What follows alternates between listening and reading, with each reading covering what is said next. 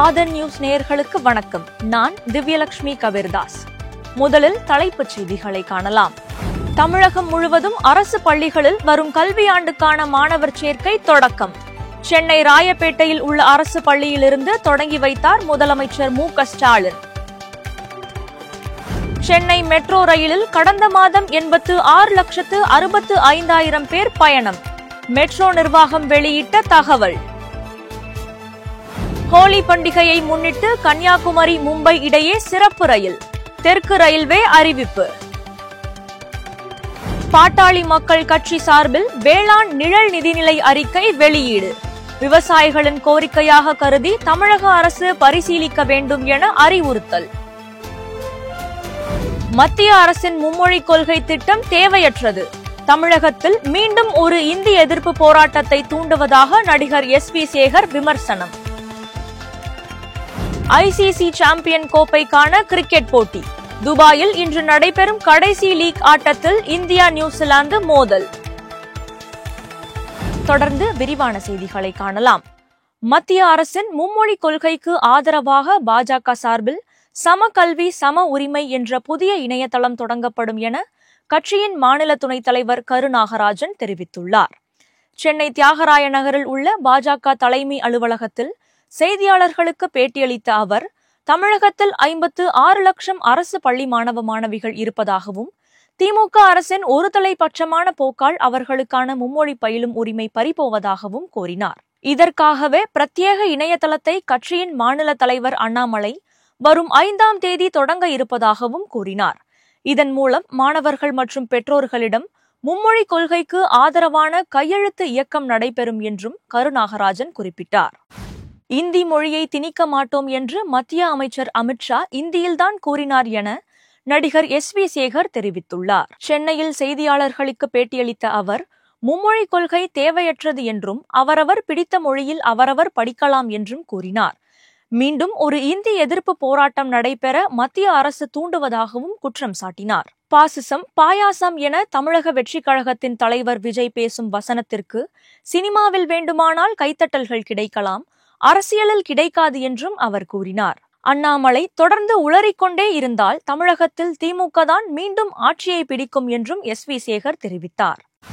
தாங்கள்தான் எதிர்க்கட்சி என்று பல பேர் சொல்லிக் கொண்டாலும் சட்டமன்றத்தில் உண்மையான எதிர்க்கட்சி அதிமுக தான் என முன்னாள் அமைச்சர் ஆர்.பி. உதயகுமார் தெரிவித்துள்ளார். தேனியில் செய்தியாளர்களுக்கு பேட்டியளித்த அவர், எதிர்க்கட்சி தலைவர் எடப்பாடி பழனிசாமி கடந்த 4 ஆண்டுகளாக ஆளும் திமுக அரசு செய்யும் தவறுகளை நேர்மையாக சுட்டிக்காட்டி வருகிறார் என்றும் அவருக்கு செல்லும் இடம் எங்கும் வரவேற்பு அதிகரித்து வருகிறது என்றும் கூறினார். தேனியில் எடப்பாடி பழனிசாமி தலைமையில் மறைந்த முதலமைச்சர் ஜெயலலிதா பிறந்தநாள் பொதுக்கூட்டம் இன்று நடைபெறுகிறது என்றும் இந்த கூட்டத்தின் மூலம் தேனி மாவட்டத்திலும் அவருக்கு செல்வாக்கு அதிகரிக்கும் என்றும் ஆர்.பி. உதயகுமார் கூறினார்.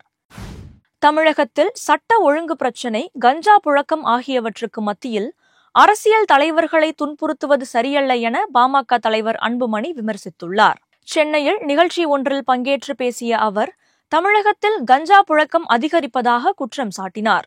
காவல்துறையை தன்னிடம் 1 மாதம் கொடுத்து பாருங்கள், கஞ்சாவை முற்றிலுமாக ஒழிக்கிறேன் என கூறினார். அரசியல் கட்சியினர் மீது முகாந்திரம் இல்லாமல் வழக்குகள் போடப்படுவதாகவும் வெளி மாநிலங்களுக்கு எல்லாம் தேடி சென்று கைது நடவடிக்கை மேற்கொள்வதாகவும் குற்றம் சாட்டிய அவர், அரசியல் கட்சியினரையும் தலைவர்களையும் துன்புறுத்துவது சரியல்ல என்று கூறினார்.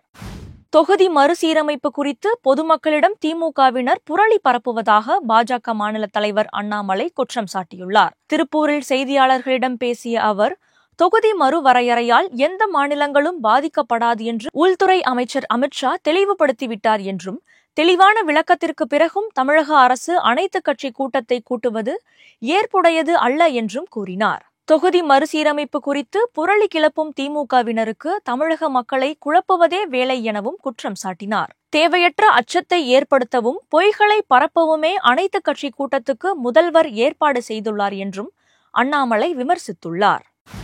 நடிகை விஜயலட்சுமி தொடர்பான வழக்கில் சென்னை உயர்நீதிமன்றத்தில் அடுத்த வாரம் காவல்துறை அறிக்கை தாக்கல் செய்ய வாய்ப்புள்ளதாக தகவல் வெளியாகியுள்ளது. நாம் தமிழர் கட்சியின் தலைமை ஒருங்கிணைப்பாளர் சீமான் மீது நடிகை விஜயலட்சுமி அளித்த புகாரின் பேரில் வழக்கு பதிவு செய்து வளசரவாக்கம் போலீசார் விசாரணை நடத்தி வருகின்றனர். 12 வாரத்துக்குள் வழக்கு விசாரணையை நடத்தி முடிக்க வேண்டும் என்று உயர்நீதிமன்றம் ஏற்கனவே உத்தரவிட்டதை அடுத்து விசாரணை தற்போது வேகம் எடுத்துள்ளது. பெங்களூருக்கு நேரில் சென்று விஜயலட்சுமியிடம் மீண்டும் விசாரணை நடத்திய போலீசார் சீமானிடமும் நேற்று முன்தினம் விசாரணை நடத்தி வாக்குமூலத்தை பதிவு செய்துள்ளனர். விஜயலட்சுமி தெரிவித்துள்ள குற்றச்சாட்டுகளின் பேரில் 63 கேள்விகள் சீமானிடம் கேட்கப்பட்டதாக கூறப்படுகிறது. விஜயலட்சுமியுடன் ஏற்பட்ட பழக்கம், பணம் கொடுத்ததாக கூறப்படுவது போன்ற விஷயங்களை மையமாக வைத்து தயாரிக்கப்பட்ட அனைத்து கேள்விகளுக்கும் சீமான் பதிலளித்துள்ளார்.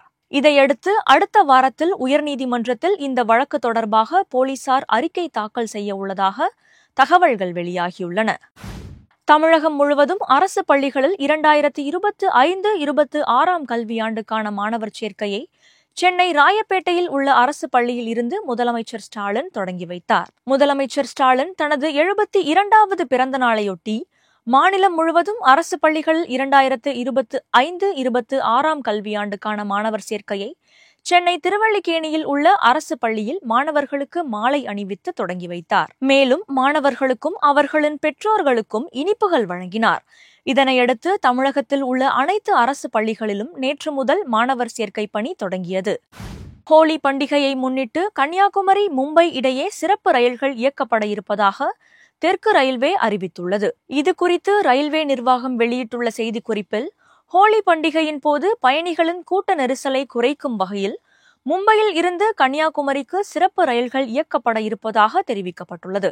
இந்த வாராந்திர விரைவு ரயில் வரும் 10 மற்றும் 17 தேதிகளில் இரவு 12:20 மணிக்கு மும்பையில் இருந்து புறப்பட்டு மறுநாள் பிற்பகல் 12:15 மணிக்கு கன்னியாகுமரியை வந்தடையும் என தெரிவிக்கப்பட்டுள்ளது. அதேபோல மறுமார்க்கத்தில் கன்னியாகுமரியில் இருந்து மும்பைக்கு செல்லும் வாராந்திர விரைவு ரயில் வரும் 11 மற்றும் 18 தேதிகளில் அதிகாலை 2:15 மணியளவில் புறப்படும் என தெரிவிக்கப்பட்டுள்ளது. கடந்த மாதத்தில் 86,65,000 பேர் சென்னை மெட்ரோ ரயில்களில் பயணம் செய்துள்ளதாக மெட்ரோ ரயில் நிர்வாகம் தெரிவித்துள்ளது. இது தொடர்பாக மெட்ரோ நிர்வாகம் வெளியிட்டுள்ள அதிகாரப்பூர்வ அறிவிப்பில், கடந்த ஜனவரி மாதம் 86,344 பயணிகள் மெட்ரோ ரயில்களில் பயணித்துள்ளதாக தெரிவிக்கப்பட்டுள்ளது. அதிகபட்சமாக கடந்த மாதம் 7 தேதி 3,56,300 பயணிகள் மெட்ரோ ரயில்களில் பயணம் செய்துள்ளதாக குறிப்பிடப்பட்டுள்ளது. பயண அட்டைகள், டோக்கன்கள், குழு பயணச்சீட்டு, QR குறியீடு பயணச்சீட்டு முறை மற்றும் சிங்கார சென்னை அட்டை ஆகியவற்றை பயன்படுத்தி பயணிகள் மெட்ரோ ரயிலில் பயணித்ததாக மெட்ரோ ரயில்வே நிர்வாகம் தெரிவித்துள்ளது. இந்த ஆண்டு கோடை காலத்தில் வெயிலின் தாக்கம் வழக்கத்தை விட அதிகமாக இருக்கும் என இந்திய வானிலை ஆய்வு மையம் எச்சரிக்கை விடுத்துள்ளது. இதுகுறித்து இந்திய வானிலை ஆய்வு மையம் வெளியிட்டுள்ள செய்திக்குறிப்பில், கோடை காலம் தொடங்குவதற்கு முன்பே நாட்டின் பெரும்பாலான பகுதிகளில் கடந்த மாதம் வெயில் அதிகமாக இருந்து வருவதாக தெரிவிக்கப்பட்டுள்ளது. இந்த மாதம் முதல் மே மாதம் வரை வடகிழக்கு மற்றும் வட மாநிலங்கள், தென்மேற்கு இந்திய பகுதிகளில் வழக்கத்தை விட வெப்ப அலை அதிகமாக வீசும் என்றும் எச்சரிக்கை விடுக்கப்பட்டுள்ளது. உத்தரப்பிரதேசம், ராஜஸ்தான், பஞ்சாப், மத்திய பிரதேசம், சத்தீஸ்கர் போன்ற மாநிலங்களிலும், மகாராஷ்டிரா, கோவா உள்ளிட்ட கடலோர மாநிலங்களிலும் வழக்கத்தை விட வெயில் அதிகமாக இருக்கும் என்று தெரிவிக்கப்பட்டுள்ளது. துபாயில் இன்று நடைபெறும் சாம்பியன் கோப்பைக்கான கிரிக்கெட் போட்டியின் கடைசி லீக் ஆட்டத்தில் இந்தியா, நியூசிலாந்து அணிகள் மோதுகின்றன. பாகிஸ்தான் மற்றும் துபாயில் 9வது ICC சாம்பியன் கோப்பை கிரிக்கெட் போட்டி விறுவிறுப்பாக நடைபெற்று வருகிறது. இதில் பங்கேற்றுள்ள 8 அணிகள் இரு பிரிவாக பிரிக்கப்பட்டு லீக் ஆட்டங்கள் நடைபெற்று வருகின்றன.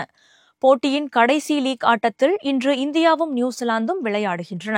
ஏ பிரிவில் இடம்பெற்றுள்ள இவ்விரு அணிகளும் ஏற்கனவே அரையிறுதிக்கு தகுதி பெற்றுவிட்ட நிலையில் இந்த ஆட்டத்தில் வெற்றி பெறும் அணி தங்களது பிரிவில் முதலிடத்தை பிடிக்கும். இந்தியாவை பொறுத்தவரை ICC கிரிக்கெட் போட்டிகளில் நியூசிலாந்திடம் தொடர்ந்து தோற்று வருவதால் இன்று வெற்றி பெற முனைப்புடன் போராடும். இத்துடன் இந்த செய்தி அறிக்கை நிறைவடைகிறது. நன்றி.